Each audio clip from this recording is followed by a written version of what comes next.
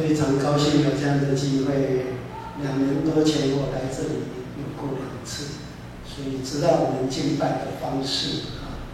那今天总会的文字事工纪念主日，你如果问我，我会说，上帝给我们最好的礼物2种，第一种就是认识耶稣基督，第二种就是文字。因为有文字，我们才有圣经可以读，而且因为有文字，才知道到底有记载什么事情，讲什么话。文字最经典的就是留下了圣经，也因为有圣经，我们可以知道上帝在耶稣基督里的救恩。那我们知道，有没有人知道台湾近代上宣教师到台湾来把福音带来是哪一年？你什么都可以忘记啊，自己生日都记得很清楚，对不对？我们的宣教日期应该把它记得很清楚，是1865年6月16号，我们定那一天，因为是1865年6月。第一个宣教师到台湾来，把福音的种子撒在台湾，那一个人是谁？马雅各医生，不是马偕，绝对不是马偕。马偕不是医生，马偕是名医，他是牧师，但是他到处拔牙齿。那马雅各医生是从厦门的鼓浪屿，知道鼓浪屿那边有英国的宣教会所开办的医院，他在那里当医生。后来知道台湾都没有人来过，其实是更早，是1638年，应该1638年。荷兰的宣教师跟荷兰的东印度公司来到台湾，那我们知道荷兰在台湾有前后38年的时间。那么荷兰离开以后，福音就停了200年。1661年荷兰离开，1865年200年后，马雅各医生来重新撒下福音的种子，但是他在台南的府城的人很难接受这种西方的医疗，所以他被迫离开台南。只有2个月，他就去到高雄的旗津，另外一个名字叫旗后，因为旗津的人常常去厦门来往经商，所以在那里旗津的人比较容易接受西方的医疗。那经过2年，他又搬回来台南，那开医院，那个就是新楼医院。那基督教福音从那里开始。那我们稍微这样整理一下，就是10年后，1865年宣教师来，10年后就开神学院，所以台南神学院就1875年开始。那再经过10年，2个机构成立，一个就是教会公报社，发行了台湾第1份的报纸。那另外一个机构就是台南长荣中学。那我们可以了解，报纸台湾最早的1份，到现在还活着。那到现在就刚好经过了130年。各位弟兄姐妹有没有了解解严1987年戒严法停止，解严以后报纸没有开放，然后到1989年经过社会运动以后就解严，然后政党开放，然后报纸开放。报纸开放很有趣，第一份日报就是首都早报，有没有听过？康宁祥去办，很快就倒了，1年就倒了，首都早报。另外一份是佛教办的，叫福报，福气的福，福报也倒了，那我们教会公报还活着。那你如果回去看135年前的第一期教会公报，就是用罗马拼音开始。他用罗马拼音开始，主要的原因，其实罗马拼音的教会公报一直发行到1942年。为什么？因为日本打美国珍珠港的时候，日本政府就要求台湾所有的教会机构全部都要用日语、日文。教会公报用罗马拼音不被核准，那就从那个时候开始，教会公报就要改变。那我们知道为什么要发行罗马拼音的教会公报，其实就是创办台南神学院的巴克里牧师，为了要推广信徒读圣经。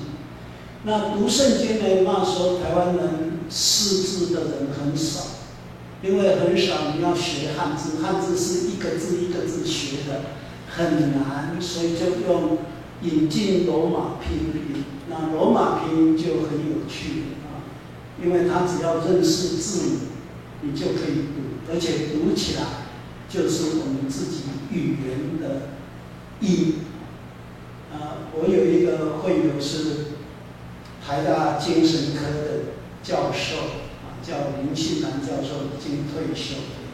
他的妈妈就是没有读书，是读日文，那汉字没有办法。所以他信耶稣，妈妈信耶稣，就开始在教会学罗马拼音，然后妈妈也写信都用罗马拼音写。他当兵的时候，我们当中有没有当过兵的？有。你当兵的时候有没有辅导长？有。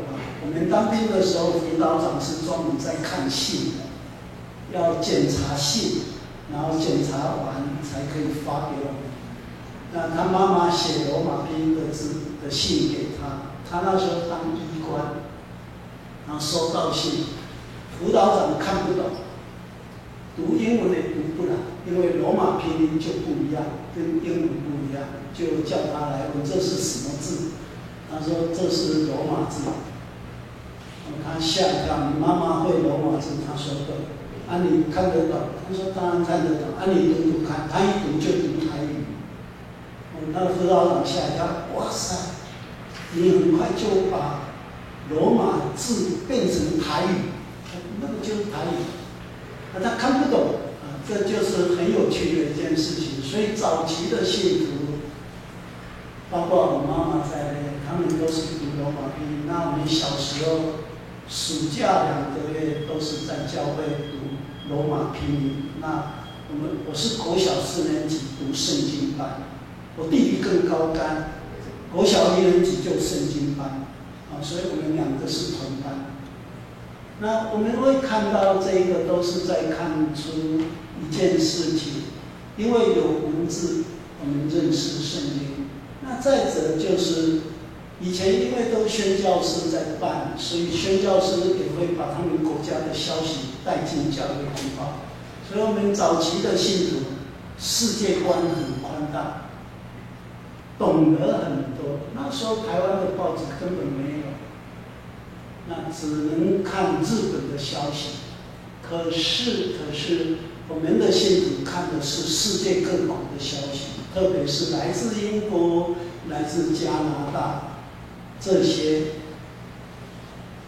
国家的消息，都是来自宣教士办的这个教会公报。所以，各位弟兄姐妹，其实我们的教会公报蛮不错的。我们不要只有看我们建成教会的周报，这样你会视野很窄。真的，要看教会公报，你看这一期的教会公报，它第1页就刊登，这是古亭教会。因为古亭教会有去过吗？古亭教会，它是在12楼。商业大楼的12楼，那就被要求管理委员会要求不能聚会，因为他们要搭电梯，很危险，就瘟疫的事情。所以他们停止聚会，可是圣餐要照常。所以这个牧师很可爱，他说大家自己在家里准备一块饼干，准备一杯果汁，那牧师在线上带他们守圣餐。所以你会发现不同的环境、不同的际遇，有不同的礼拜方式。那我们也可以从教会公报看到全台湾我们大部分的教会的活动在办什么活动，即使在这种瘟疫这么猖獗的环境下，各种活动还是继续在办。另外，教会公报也有国外的消息，我们国外的教会怎么样在注意问题、信仰的问题，关心什么样的事件。那我们也可以看到教会公报里面有很多，有2页都是可以让大家去发表不同的信仰的观念，也可以从教会公报看到很多关于圣经的信息。那这个是免费，因为是免费，就需要有人奉献去支持。所以各位弟兄姐妹，如果可以，我们就可以多一份支持的力量在教会公报上。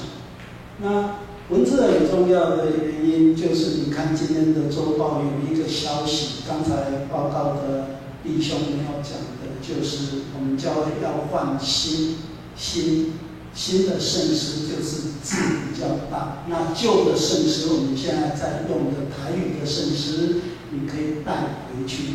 其实你如果问我，倒比较建议就顺手把我们椅子上的圣经的版本也换一下。为什么？因为这个和合本有2种版本，一种叫和合本的修订本，这个还没有修订。那我们知道，没有修订跟有修订差很多。为什么差很多？因为这个版本有些翻译是不正确。有没有人知道这种版本是哪一年出版的？1919年。到现在多少年？101年嘛。所以你看得懂，就表示你还懂100年前的人所写的文字跟他讲的话的。那1919年在中国刚好发生什么？就是所谓的文化，可以说是文化运动、五四运动。1919年5月4号，五四运动就是白话文运动。那这一个版本翻译出来的时候，在1919年出版，刚好是最先进的语言。但是我们都知道语言会变化。那考古学，圣经考古学很先进，也发现我们圣经有一些翻译是不正确的，所以修改。那你如果问我，倒比较建议我们当中如果有长老或者有牧师在，可以跟小会收。你如果问我，我个人比较倾向换什么版本，就换现代中文译本修订版，要不然和合本也用修订版。因为修订就表示我们有新的考古学，从语言的研究发现哪些翻译不太正确，怎么样修改会比较好，或者用现代人听得懂的来翻译会比较好。那这一种就是取国中毕业的程度看得懂，再者它经过修订。那最后一个修订的时间是1995年。1995年离开现在多少年？25年前。25年前的语言我们比较容易懂，100年前的语言就很难懂。我的孩子去当兵回来很有趣啊。隔天早上跟我说：“爸爸，我的房子文字真多。”你知道什么叫文字？文字。他讲台语，他说文字真多，就听不懂。然后就跑去看，结果墙壁上拍了很多，就整个晚上都没有睡觉。那这是语言在变化。比如说现在你有没有听过？还有没有听过一个名词叫做火钉，火钉听得懂？门槛。那现在的房子几乎没有门槛，为什么？都讲究什么？无障碍，对不对？大楼、公寓几乎都是无障碍。那这一种就是语言会变化，文字会因为这种语言有没有使用，没有使用，这个语言就消失。会继续使用，就表示现在还有。那现在增加了很多新的语言，这就是我会建议你们可以考虑看看，就顺手把圣经版本也换一下。那希望各位文教的有教会公报，你们可以拿一份回去，把它翻一翻看一看，就会知道我们整个台湾教会的动态。我们一起来祷告。慈悲的天父，谢谢你让我们有这样的机会一起在这里相聚，也透过学习认识圣经的话语，来明白上帝你奇妙的恩典。我们恳求你的圣灵与我们同在，赐给我们谦卑的心，敞开我们的心门，看见上帝你与我们同在的奥秘。感谢你的恩典，奉主耶稣的名，阿门。我们再看诗篇第3篇我们一起来看看，把圣经翻开或者把通打出来。诗篇第3篇，其实你如果注意看旧的版本的圣经，你有没有注意看里面有第一句话写什么？他有写这一首诗是谁给谁的？有没有？是为什么而写？大卫为他的儿子有没有押沙龙叛变，然后他受难而写的诗歌。其实诗篇里面都会有一个注解，说这一首诗是谁写的。那现在的圣经学者就觉得，以前编注这都是编者编注的，不一定正确，所以现在中文译本就把这个取消。因为不一定是大卫写的诗歌，一般会了解都是大卫写的诗歌。那如果按照旧的版本，他会说是大卫因为他的儿子押沙龙叛变，还有跟一个儿子叛变抢王位那个王位是抢不走，一定有一群人拥护他的儿子押沙龙去篡取王位，所以他会讲到错疑很多，跟这个有关系。可是是不是大卫写的？这有很多值得讨论跟研究的地方。那如果要了解是大卫写，可能就要回去读撒母耳记下13章押沙龙叛变的背景，在撒母耳记下12章到14章就写得很清楚那我们可以看这一首诗，我们可以看到诗篇的作者在现代的中文译本，他标注的是早上的祷告，很有趣。那第4篇叫做晚上的祷告。换一句话说，这2首诗，第3首、第4首。诗篇第3、第4是早上跟晚上的祷告，所以有一些圣经学者或者是诗篇的学者，他们会建议这2首诗应该是合并一首，但是也有人认为应该是分开会比较好。那我们一起来看看第1节第1节他一开始他就说仇敌那么的多，何其多各位想一想，圣经特别是诗篇常常会写到仇敌、敌人，请注意敌人不一定是讲打仗的敌人，或者国家跟国家之间的仇敌。有时候仇敌是什么？是我们的内心。使徒保罗就曾经这样讲过，他说：“我很痛苦，保罗在罗马书第7章，他为什么讲很痛？他说我们的心中有2种力量，有一种力量是告诉我要去做什么好事，做应该做的事，但是就有一种力量会一直拉住我，不要啦，不要。所以他说苦啊，我的生命很痛苦，因为有2种力量在拉扯。耶稣就讲过这样的话：人的仇敌是自己家里的人。那如果我们的内心是一种家，我们的仇敌常常是我们内心。然后这是我们在读诗篇的时候，他在讲仇敌有一个很重要的意思，就是要把人拉离开上帝，要引诱的力量叫做仇敌。所以我们在读圣经常会读到一种名字，有时候用魔鬼，有时候用撒旦。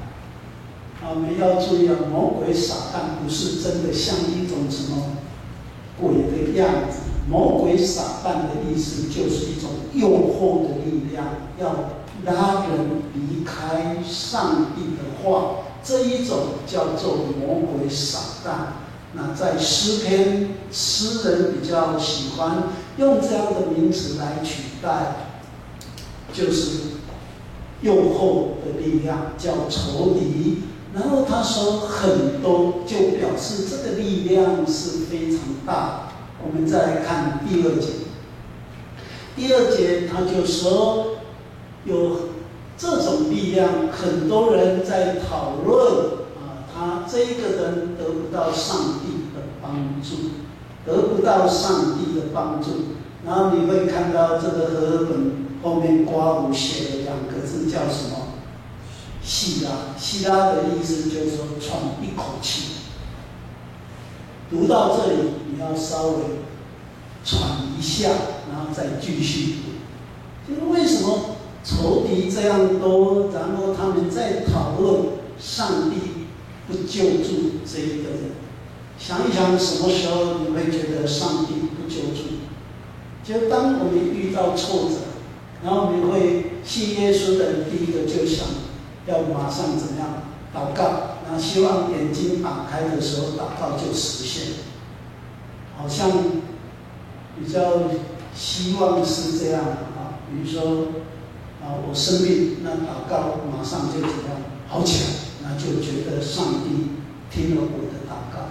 那如果上帝不听祷告，有的时候很多时候是祷告有没有效？好像没有效。有一个很有名的医学教育专家，就不用讲他是谁。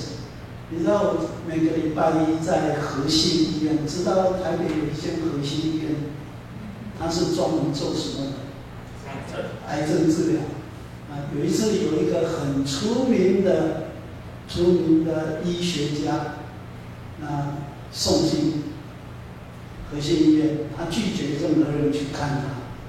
有人跟他建议，有一个卢俊义牧师来见你可以吗？他说先 Google 一下那个人是谁。Google， 他说这个人好像可以。他说可以让他来。那你知道我去和信医院都穿这样，有一敲门一进去，没有去。第一个，你是卢牧师，我说对。我跟你说吧，安斯坦的哥哥是数学家，安斯坦你知道吗？安斯坦的哥哥是数学家，他有统计过祷告没有效。我说对了，用祷告来治病常常没有效，而祷告不是为了要治病，祷告是一个人自己觉得很卑微，他需要一个力量来帮助他。这是祷告表示人需要上帝的扶持跟帮助。他一听呢就开始接受，然后就开始讨论，讲了很久，都听他讲。经过了大概40-50分钟，我们就一来一往，然后看他打哈欠，然后就说，教授你就休息吧，去看其他的病人，就转身要离开。你知道他跟我讲什么？牧师，你还没有替我祷告。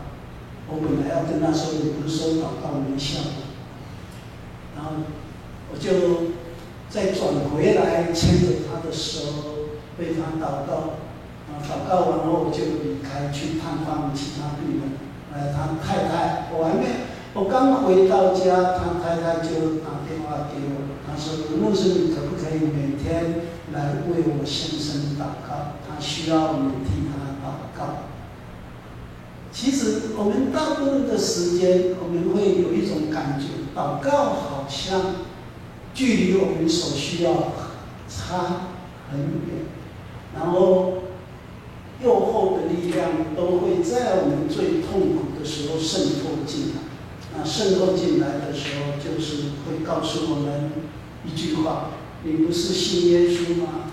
他祷告，耶稣好像没有听，这种话会出来。那我们知道谁这一种问题也遇到？耶稣在十字架上第一次遇到的一句话是什么？他在十字架上讲的第一句话，还有没有印象？就是引用诗篇，我们看一下好吗？诗篇22篇第1节，这是耶稣所引用的第一句话。诗篇22篇第1节，他说：“我的上帝，我的上帝，你为什么离弃我？”有没有？我的上帝，我的上帝，你为什么离弃我？然后我们看在哥哥他的山上，耶稣被钉十字架的时候，很多人在附近都在讥笑耶稣：“你会救人啊？你为什么试试看啊？就从十字架上跳下，你一跳下来，我们就相信你是上帝的儿子。”可是耶稣有没有跳下来？没有，不但没有，他还大声喊：“我的上帝，我的上帝，你为什么离弃我？”那我们再来看看22篇的第7节、第8节，好不好？我们翻到的时候，22篇第7节、第8节，我们一起来读这2节，一起来。看见我的都耻笑我说，他们也嘴摇头说，他把自己交托耶和华，耶和华可以救他吧？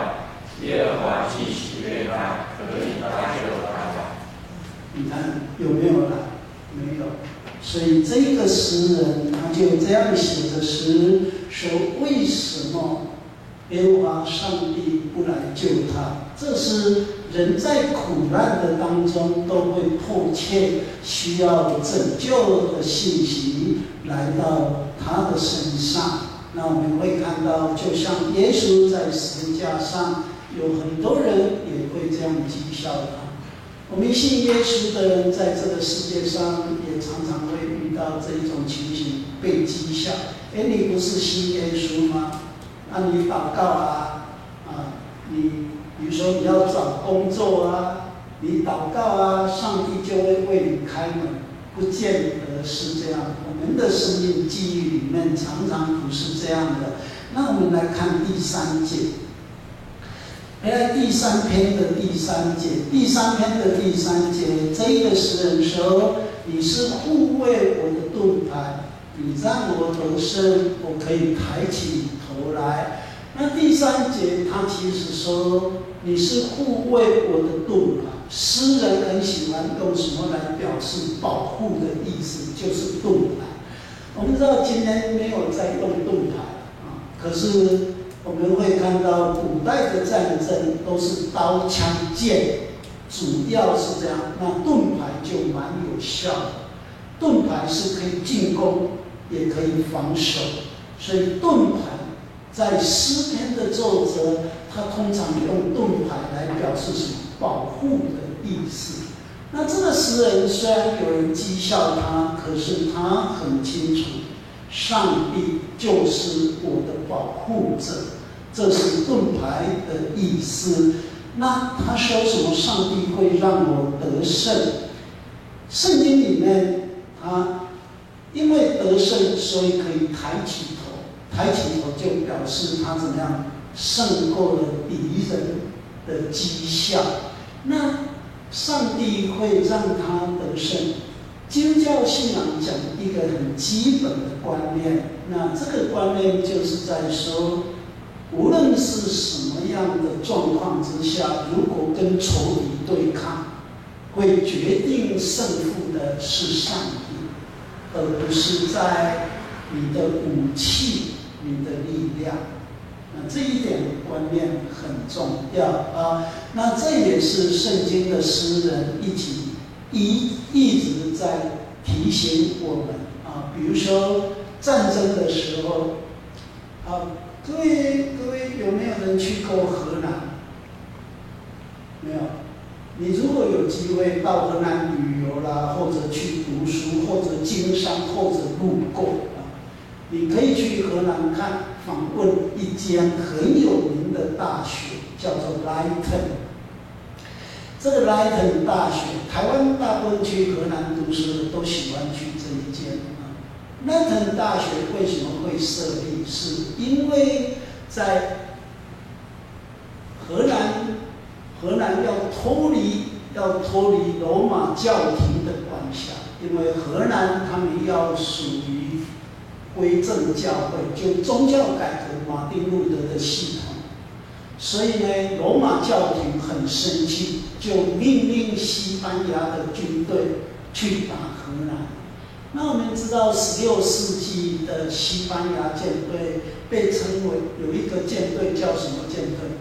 无敌舰队，是当时全欧洲最强的，所以西班牙舰队就奉了罗马教廷的命令要去打荷兰。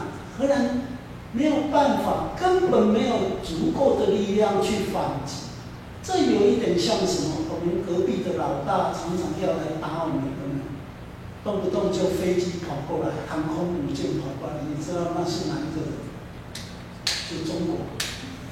我们怕不怕？很怕，对不对？荷兰比较聪明。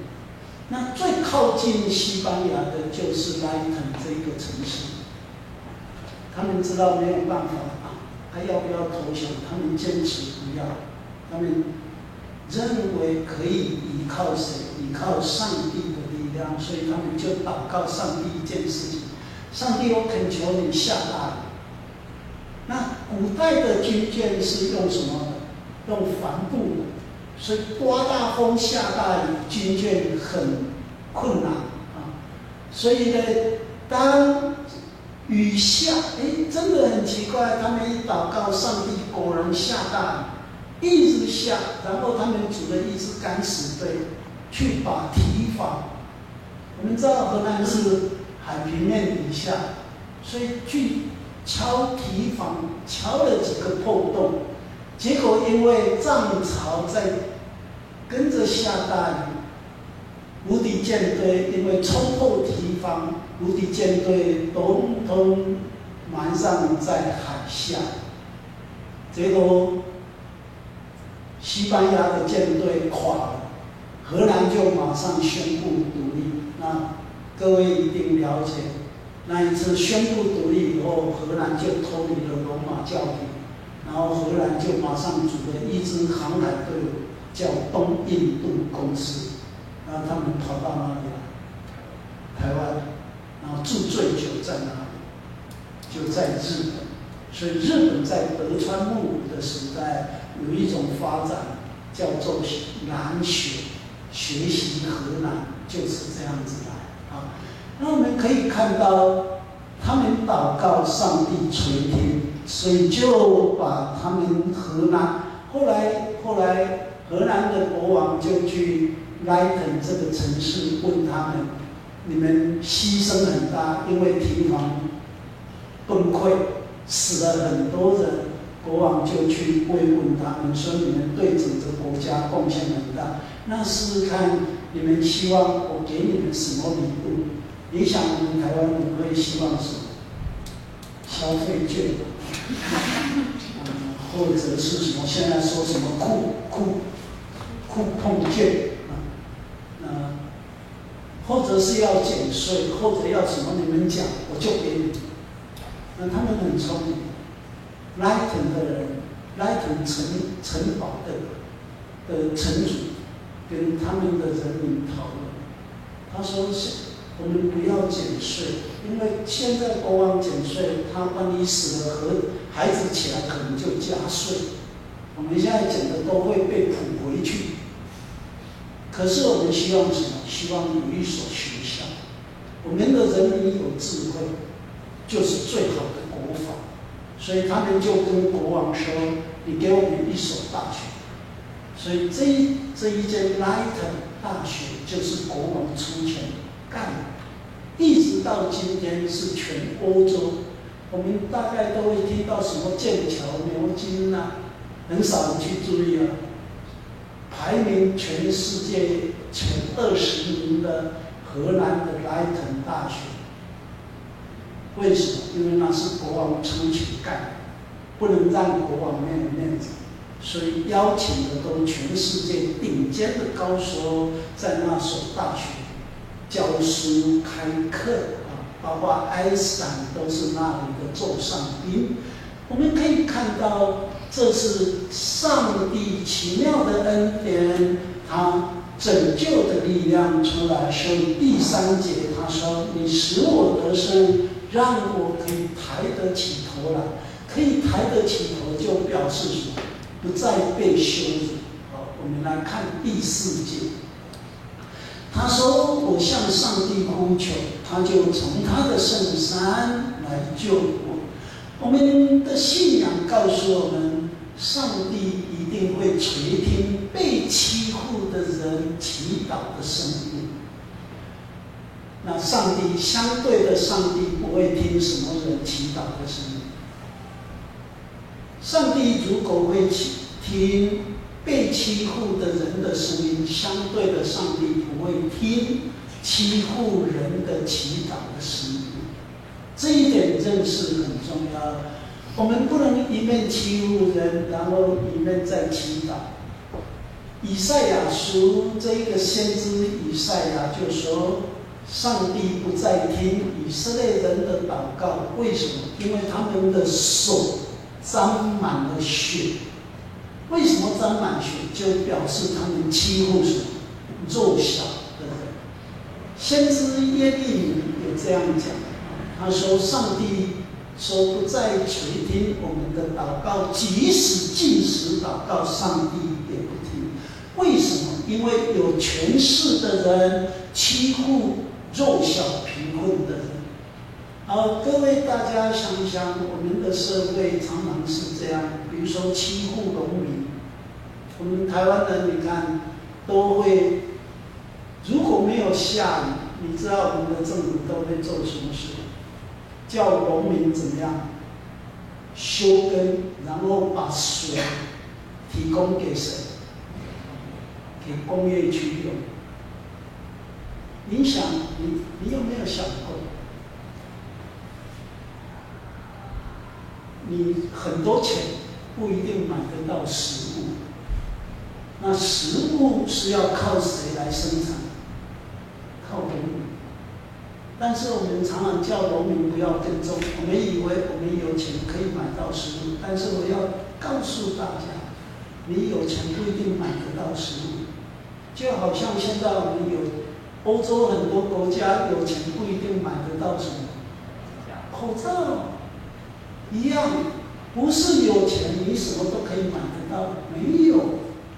那我们会看到这样的情形，就是所以农民有时候都是很无奈。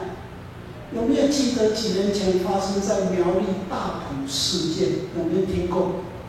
没有，还是有。我立马看成都有。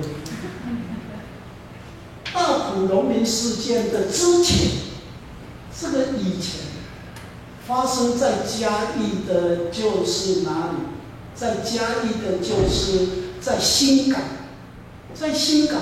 全台湾最好的土地就像苗栗的大埔，台湾最肥沃的土地被征收成为什么工业用地。那大埔后来就是因为有抗争，可是还是大部分的土地被征收，但是嘉义那个我是参与有份。嘉义新港的土地被征收给谁用？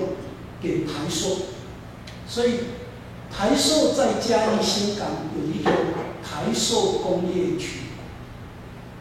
那农民很无奈，他们不要你把我土地征收去，是征收，不是台塑出来买，是政府征收再卖给台塑。那政府征收都是用最低的价钱征收，农民很无奈，他被强制征收，有9个农民不卖，他们用什么铁链绑起来，躺在田里。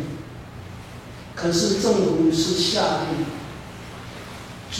主办者就下令什么？推土机、挖土机，把他们撵过去也没关系。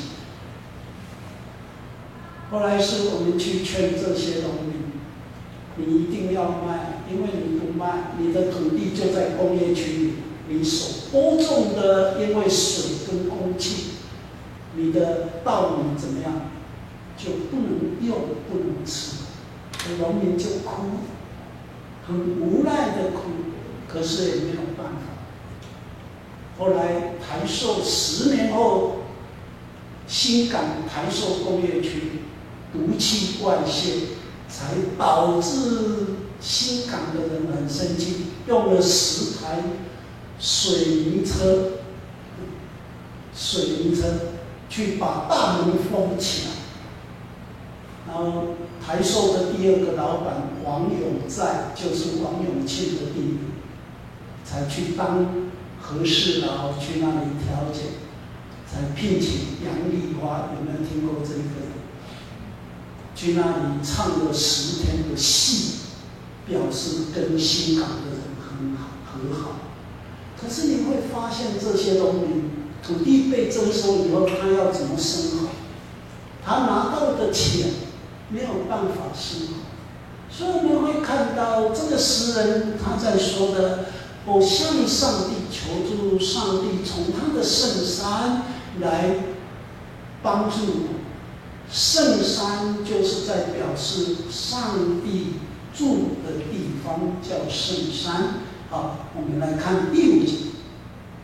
第5节他这里用了一个名词，说我躺下睡觉，我醒着。那意思是表示什么？早上、晚上，那就是整天的意思。早上、晚上，上帝怎么样都保护我。你知道犹太人一直到今天啊，他们在教小孩子祷告啊，晚上睡觉祷告，他们教小孩子都这样说：上帝，我把我的生命放在你的手中，恳求你保护我。我们最怕就是晚上睡觉，你防卫能力都没有，这是晚上。所以晚上是人生命最脆弱。白天因为有阳光，我们看得见，可是晚上，你如果比如说地震，反映出来就怎么样？灯打不开，为什么断线？电缆断，所以晚上你连要从哪里逃出去你都不知道啊。那白天我们就会知道要从哪里逃走。所以犹太人一直到今天，他们都这样教小孩子：上帝，我把我的生命放在你的手中，恳求你保护我。那这里他讲，我睡觉，我醒来，上帝都保护我。我们来翻一翻诗篇121篇，诗篇121篇。这里诗人写了一句话很类似121篇，我们看第6节，第6节，他说白天太阳怎么样不伤你，黑夜呢月亮也不害你。121篇的第6节，我们会看到这是诗人的诗歌，在说上帝从来是不打盹，所以你看他说白天太阳不伤你，黑夜月亮不害你，你就可以看到诗篇的作者写这样的诗，表示日夜都有上帝在看顾。好，我们再来看第6节。第6节诗篇第3篇的第6节，他说：纵使有千万敌人围困我，我也不害怕。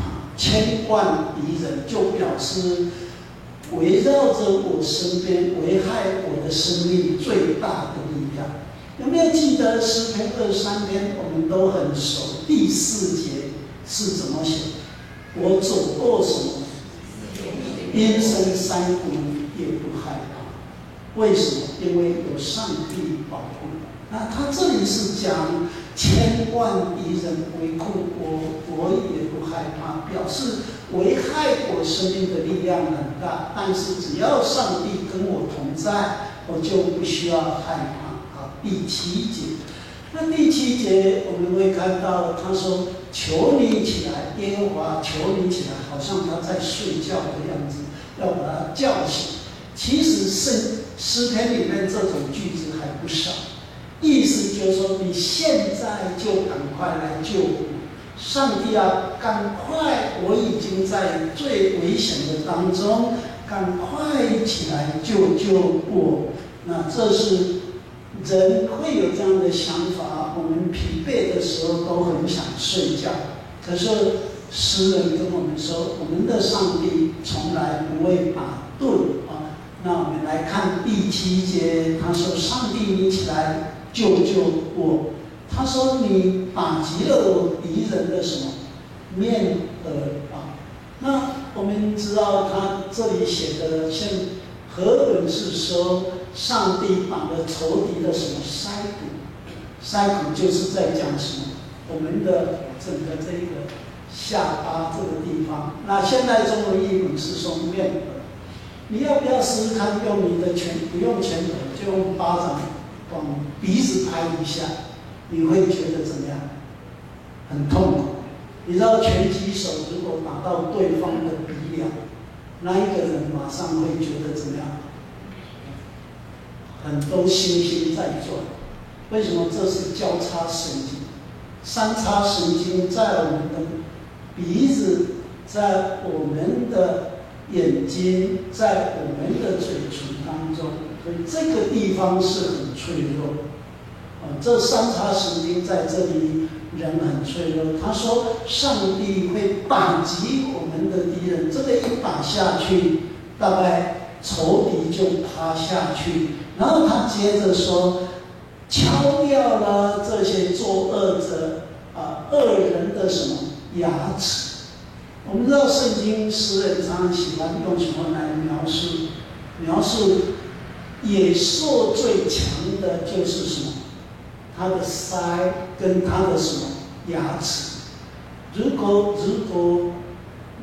有一只狮子，如果有一只野狼，它的牙齿被拔掉，大概那一只狮子就会死掉。为什么？因为它不但没有办法反击，连保护自己的力量都没有。他们唯一的武器就是他们的嘴，这种牙齿。所以他说，仇敌的牙齿很厉害，会撕裂了我的生命。上帝一出手，仇敌的牙齿都掉，腮骨都折断。好，我们来看第8节。第8节他就讲到这里，他说：“胜利从上帝那里来，愿他赐福给他的子民。”胜利从上帝那里来。我刚才有讲过，马战不是靠武器。我刚才有讲过西班牙的军队圣经里面这样的，其实我们的历史上这样的故事还不少。